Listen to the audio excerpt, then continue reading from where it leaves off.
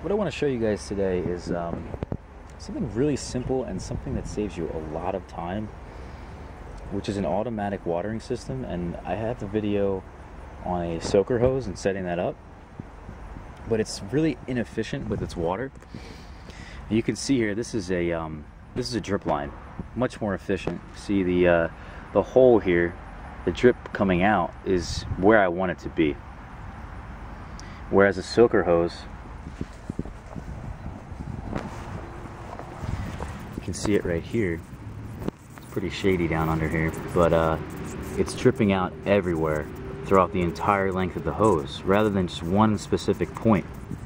Which is why I think a drip line is just better, just for that reason. They're both really inexpensive too. I thought drip lines were more expensive, but realistically they're about the same price. I think a drip line you might need a little bit more,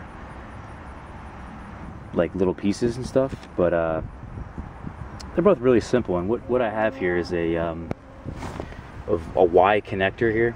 It branches off. This is the main hose that goes to my hand watering, and this is the drip line. And a lot of people, what they do is they'll put a pressure regulator here, but the water pressure I have is not really that extreme, so I don't really need one. But I would definitely recommend, if you have pretty high water pressure where you live, get like a 30 psi regulator. They really don't cost a whole lot of money, and in fact the set that I got all these pieces with and this drip line with came with one, and it was only it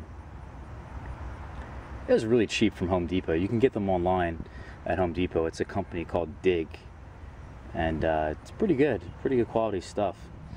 And the other things you're going to need is that this is where everything hooks up to. So if I turn this off, all the water goes off. But what I have here is a backflow preventer, actually right here. So any water that, or any contaminants or whatever that goes up into the water system back into my house won't happen, because the water can only flow this direction rather than up. And this right here is a filter. You can screw this off and change the filter. So it's just those are two things you definitely want to consider when you're setting this up. Now what you do is you get this little hole puncher that punches holes in this, and the set that I bought, actually it came with one. It's like this, and you essentially just take this little piece right here and stick it in here, and it punches a hole. You take these little drip emitters here, and you essentially just stick them in the hole in the thing, and then this is what that is right here. There's many different drippers, but this is one that it came with, and I think they work pretty well. And they all have a different thing on them. This is a red one. These are black. They have different colors, and you can get up to like 10 gallons per minute or per hour, I think. This is a 4 gallon per hour, the red ones, I think. Yeah, 4 gallon per hour. These black ones are 1 gallon per hour. So I've kind of just, lined this up exactly where I want it. The thing comes down here and goes into the containers. And then I have a drip line that goes across into this bed where I have it attached to a soaker hose. And what I've done is I use this tape right here and tape them together. You can get an adapter that does it, soaker hose to drip line, but this I just thought was easier, and it works well. It's waterproof tape. You can get it at Home Depot for like $4. The other thing I'd recommend is that you get this thing that automatically fertilizes your plants that connects to your hose. And I have this one connected to my main hose, my hand watering. But you essentially get these things here from Miracle-Gro, and you can fill them up with your own fertilizer and mix it. And yeah, it's an easy way to do it. You can turn this knob right here from feed to just water. It's really nice, rather than having to mix something with your water soluble and just hand watering it and everything. The other thing I'd recommend is that if you're gonna put your drip line underground, I wouldn't. I would first get some PVC, cement this together. If you don't cement this together, it's just gonna leak. So you need to cement these pieces together. It's not good enough if you just stick them really tightly in there. And then put the line underground, this PVC pipe.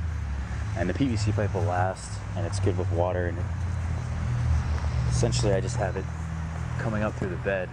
You can see down here where I'll attach this in here.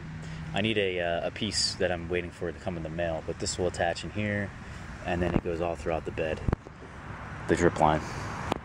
And the last thing I recommend is you get these staples, these garden staples. They're galvanized, really cheap on Amazon, but they last, they don't rust, and they hold the drip line or the soaker hose in place, which is really important if it's windy, or this thing really just doesn't like to stay in place, so I definitely recommend getting these. So just overall a really simple thing to set up, and it just saves you so much time. I don't see why you wouldn't do it.